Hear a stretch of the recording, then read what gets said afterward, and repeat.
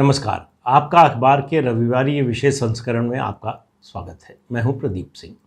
आज बात करेंगे भारत के पूर्व डिप्टी पीएम बाबू जगजीवन राम की। डॉक्टर अंबेडकर के बाद वो दलितों के सबसे बड़े नेता थे देश में, और एक रिकॉर्ड उनके नाम से और है कि 1936 से 1986 तक लगातार सांसद रहने का एक विश्व कीर्तिमान उनके नाम है।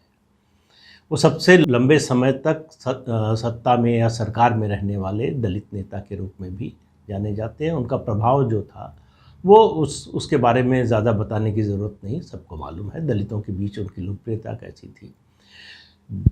इतिहास में दो ऐसे मौके आए जब वो देश के प्रधानमंत्री बन सकते थे, लेकिन दोनों मौक़ों पर उनके लिए दिल्ली दूर रह गई। क्यों ऐसा हुआ? किसने ऐसा नहीं होने दिया? कौन से कारण थे जिनकी वजह से वो नहीं हो पाए? इनकी बात तफसील से करेंगे, लेकिन उससे पहले जरा उनके राजनीतिक सफ़र पर एक नज़र डाल लें।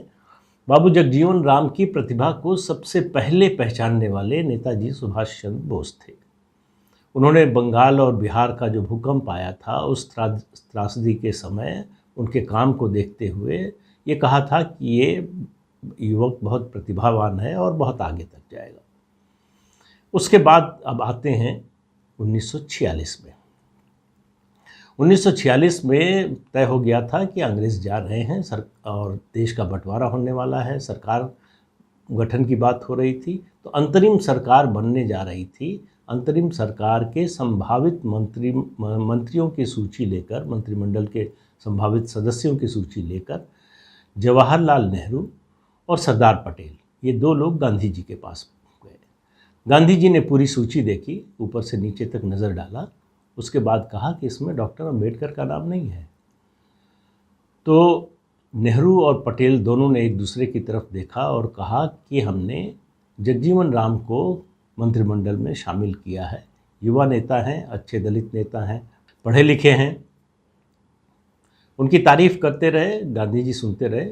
फिर उन्होंने कहा कि देखो, वैचारिक मतभेद अलग है, अपनी जगह पर हैं, लेकिन इसकी वजह से अंबेडकर जैसे प्रतिभाशाली व्यक्ति को सरकार से अलग नहीं रख सकते।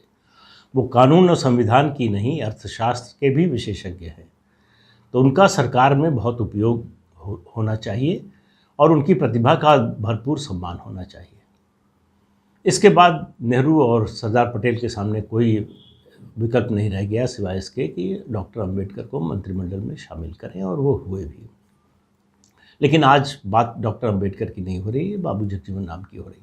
तो यहाँ से उनका राजनीतिक सफ़र, या कहें सत्ता में भागीदारी का सफ़र शुरू हुआ, और वो लगातार 1977 तक सरकार में रहे। बल्कि 1977 क्यों कहें, 1989 तक जो है लगातार सत्ता में रहे। 77 तक कांग्रेस पार्टी की ओर से, 77 से 79 तक जो है वो जनता पार्टी की सरकार में वो डिप्टी प्राइम मिनिस्टर थे। तो उनके प्रधानमंत्री बनने का मौका कैसे आया, कब आया? आपको याद होगा कि 1977 में जब जनता पार्टी बनी, या बल्कि कहें कि जब इंदिरा गांधी ने ये घोषणा की कि इमरजेंसी वो उठा रही हैं और लोकसभा के चुनाव, आम चुनाव कराने जा रही हैं, उस समय जगजीवन राम, हेमवती नंदन बहुगुणा और उनके साथी कांग्रेस से निकले और कांग्रेस फॉर डेमोक्रेसी बनाया।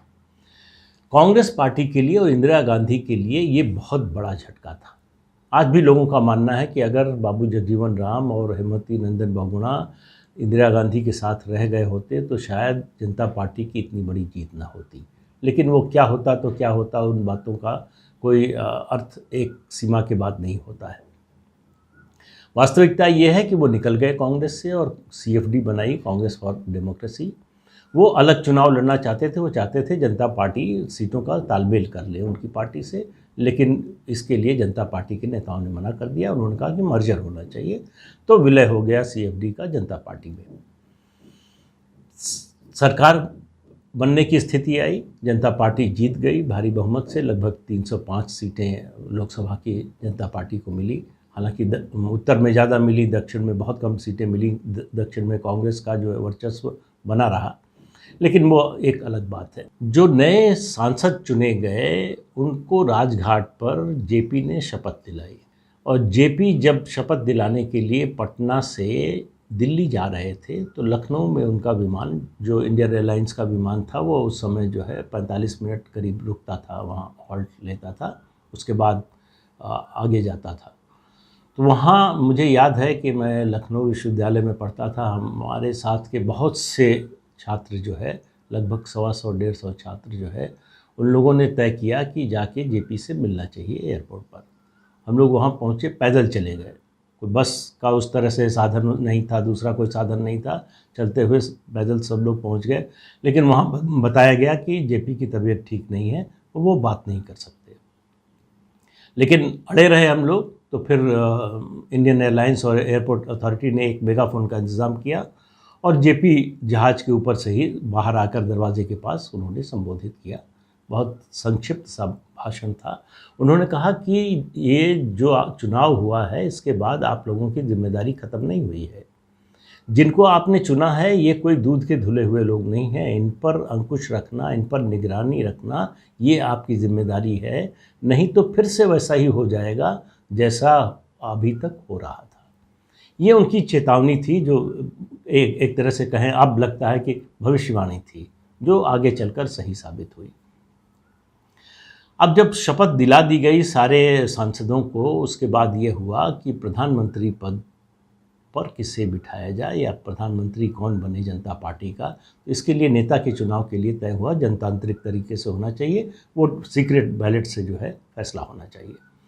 तो सीक्रेट बैलेट से वोट कराए गए, नतीजा आया। नतीजा किसी को बताया नहीं गया, लेकिन नतीजा ये आया कि 3 उम्मीदवार थे। ये बताना ज़रूरी है कि मोरारजी देसाई, बाबू जगजीवन राम और चौधरी चरण सिंह, ये 3 प्रधानमंत्री पद के दावेदार थे।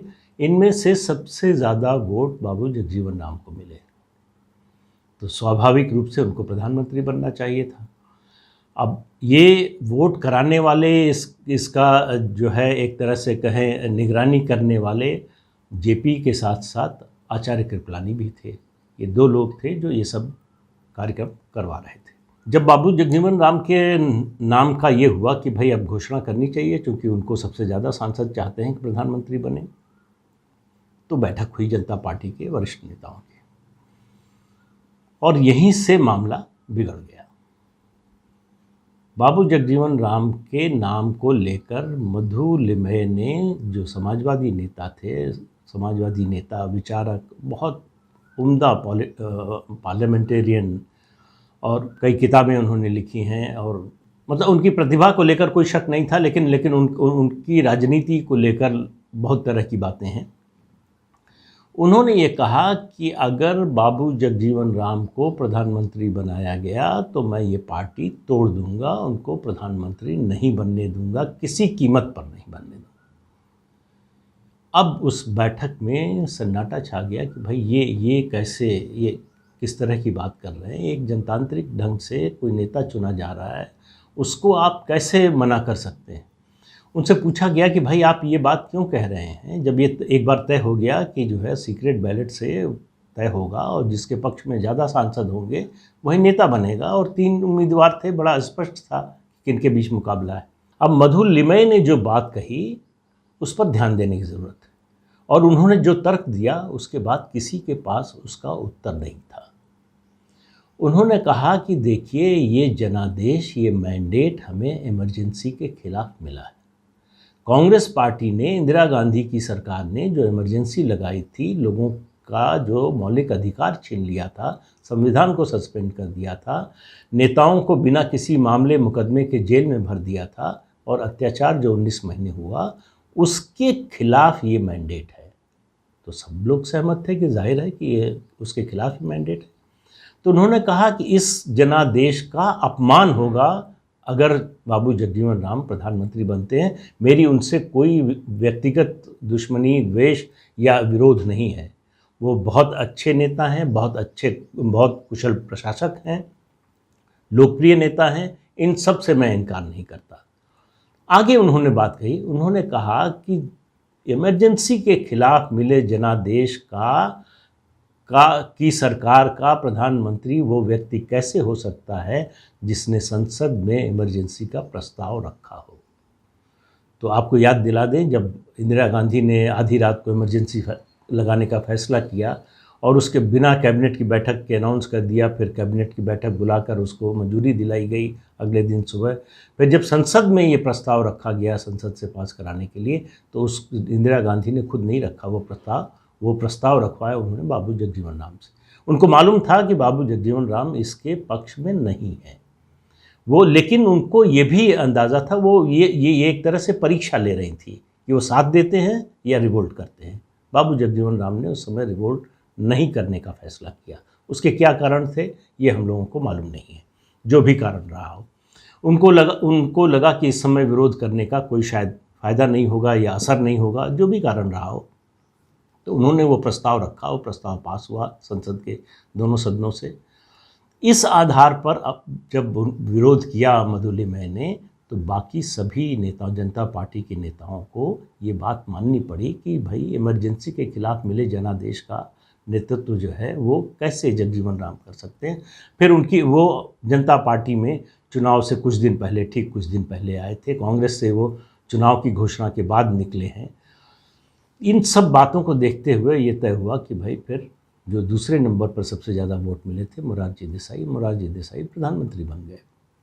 इस बात को बाबू जगजीवन राम ने तो स्वीकार कर लिया, लेकिन चौधरी चरण सिंह स्वीकार नहीं कर पाए, और उसका कारण बना जनता पार्टी की जो लड़ाई थी, अंदरूनी झगड़ा था, और ये तीनों नेताओं की महत्वाकांक्षा का टकराव था। उसके कारण 79 में सरकार गिर गई। तो उसमें चौधरी चरण सिंह का फैक्शन, उसमें मधुलिमय थे, राजनारायण थे, बाकी नेता थे। ये जनता दल सेकुलर के नाम से एक अलग फैक्शन बनाया और चौधरी चरण सिंह ने सरकार बनाने का दावा पेश किया, और इंदिरा गांधी ने उनको संदेश भिजवा दिया था कि वो समर्थन करने को तैयार है। तो जब उन्होंने दावा पेश किया तो उसको राष्ट्रपति को स्वीकार करने के अलावा कोई वजह नहीं थी। राष्ट्रपति ने स्वीकार कर लिया, उनको प्रधानमंत्री पद की शपथ दिला दी गई, और उनको शपथ दिलाई गई 28 जुलाई 1979 को। लेकिन वो संसद में जाते और विश्वास मत हासिल करते, जो तारीख तय थी उनको विश्वास मत हासिल करने की 20 अगस्त, उसी दिन सुबह संसद की कार्यवाही शुरू हो उससे पहले ही कांग्रेस पार्टी ने घोषणा की कि वो चौधरी चरण सिंह की सरकार से समर्थन वापस ले रही है। अब चौधरी चरण सिंह के सामने कोई और चारा नहीं था सिवाय इस्तीफ़ा देने के, इसलिए उन्होंने इस्तीफ़ा दे दिया। तो कुल 23 दिन बाद, शपथ लेने के 23 दिन बाद करीब उन्होंने इस्तीफ़ा दे दिया प्रधानमंत्री पद से, और इस्तीफ़ा देते हुए सिफारिश की कि लोकसभा को भंग कर दिया जाए, जो कि इंदिरा गांधी चाहती थी। लेकिन जनता पार्टी का जो बाकी फैक्शन था उसने बाकी क्षेत्रीय दलों से बात की और ये राष्ट्रपति से मिलकर ये कहा कि बाबू जगजीवन राम के नेतृत्व में हम सरकार बनाने का दावा पेश करना चाहते हैं। तो उनसे कहा गया कि आप अपने समर्थक सांसदों की सूची दीजिए। इंदिरा गांधी को ये बात अच्छी तरह से पता थी कि अगर बाबू जगजीवन राम प्रधानमंत्री बन गए तो वो न केवल अपना कार्यकाल पूरा करेंगे बल्कि आगे के लिए कांग्रेस के लिए बहुत बड़ा संकट हो जाएगा। उनको हटाना इतना आसान नहीं होगा जितना आसान मोरारजी देसाई या चौधरी चरण सिंह को हटाना था।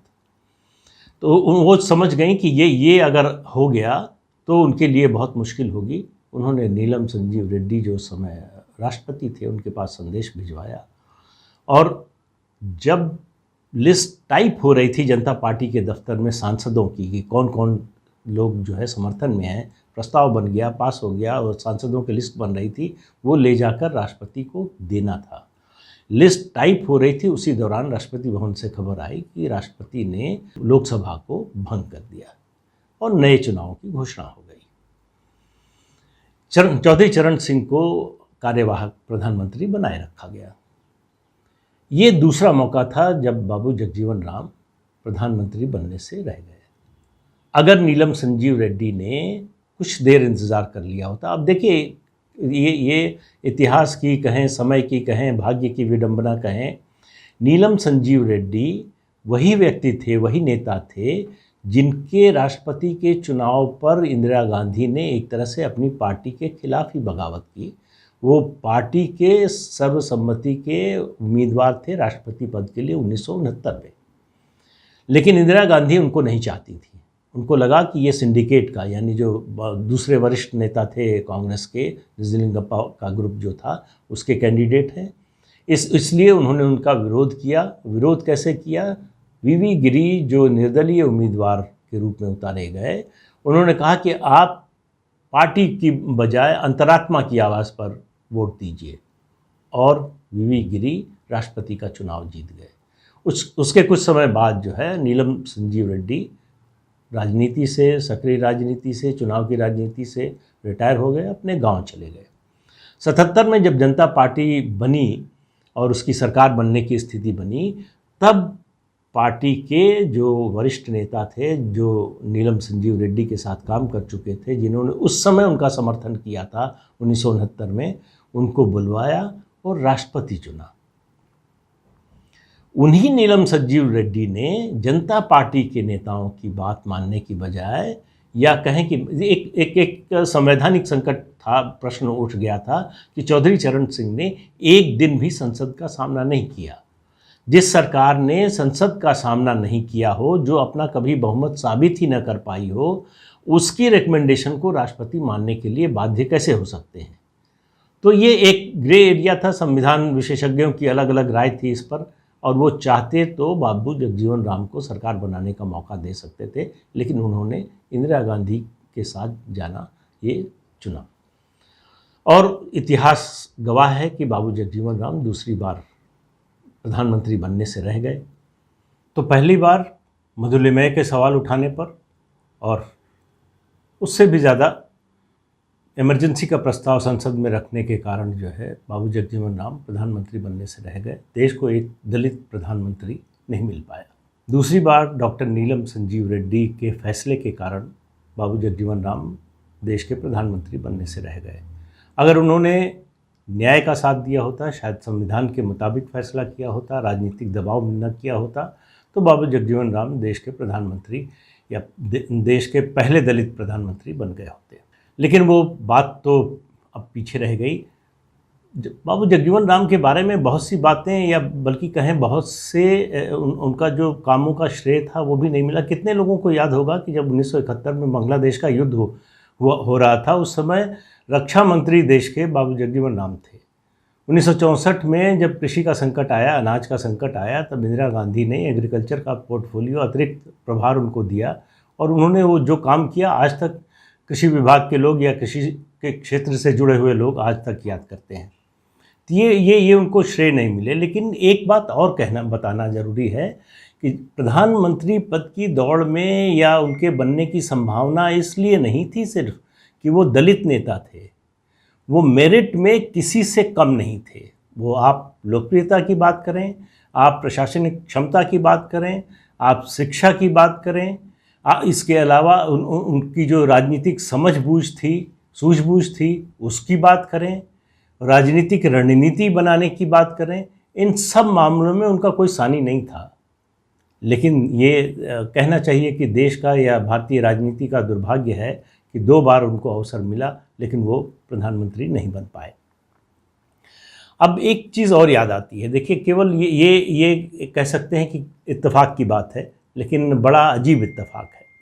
2 मौक़ों पर जो भारतीय जनतंत्र की या जनतांत्रिक मूल्यों की दुहाई देते हैं, उन्होंने इस बारे में कभी कुछ कहा नहीं, लिखा नहीं। 2 ऐसे अवसर आए जब 2 योग्य लोगों को पीछे कर दिया गया। पहला मौका था 1946 में, जब कांग्रेस पार्टी का अध्यक्ष चुना जाना था और ये मालूम था कि जो अध्यक्ष चुना जाएगा वही प्रधानमंत्री होगा।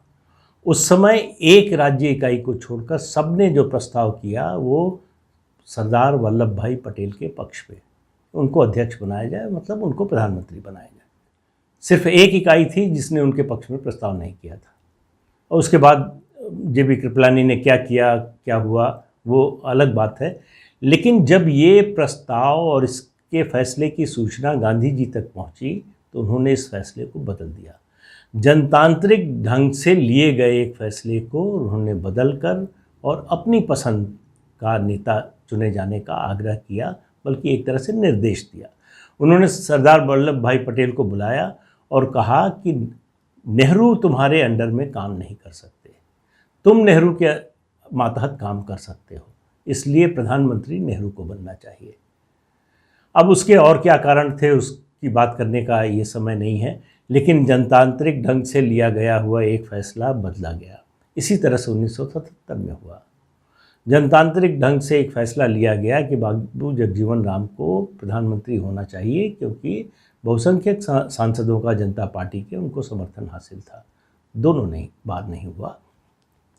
लेकिन ये बात इस बात को फिर से रेखांकित करती है कि राजनीति बड़ी निर्मम, बड़ी निष्ठुर होती है, वहाँ भावना की कोई जगह नहीं होती है।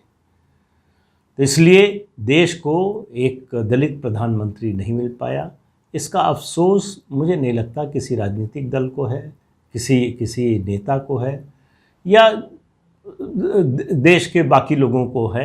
देखिए, उनके बाद बाबू जगजीवन राम के बाद इतना बड़ा कोई दलित नेता देश में बना नहीं। हालांकि काशी राम का बड़ा योगदान है दलितों को इकट्ठा करने, दलित आंदोलन खड़ा करने, एक पार्टी खड़ा करने और एक प्रदेश में सत्ता में आने का, ये सब। लेकिन उसके बावजूद कांशी राम की तुलना बाबू जगजीवन राम से नहीं की जा सकती। डॉक्टर अंबेडकर के बाद, हालांकि बाबू जगजीवन राम के जो है समर्थक मानते हैं कि वो अंबेडकर से भी बड़े नेता थे, लेकिन मेरा मानना है कि डॉक्टर अंबेडकर के बाद देश में कोई सबसे बड़ा दलित नेता हुआ तो वो बाबू जगजीवन राम थे। लेकिन उनके भाग्य में नहीं था, या परिस्थिति ऐसी बनी, जो भी कारण हो उनकी मीमांसा होती रहेगी, उनकी चर्चा होती रहेगी। लेकिन सच्चाई यही है कि वो प्रधानमंत्री नहीं बन पाए, जिसको कह सकते हैं कि एक योग्य व्यक्ति सही पद पर पहुंचने से रह गया। आज इतना ही। अगले रविवार को फिर मिलेंगे किसी नए मुद्दे के साथ, नए अंक में। तब तक के लिए इजाज़त दीजिए। नमस्कार।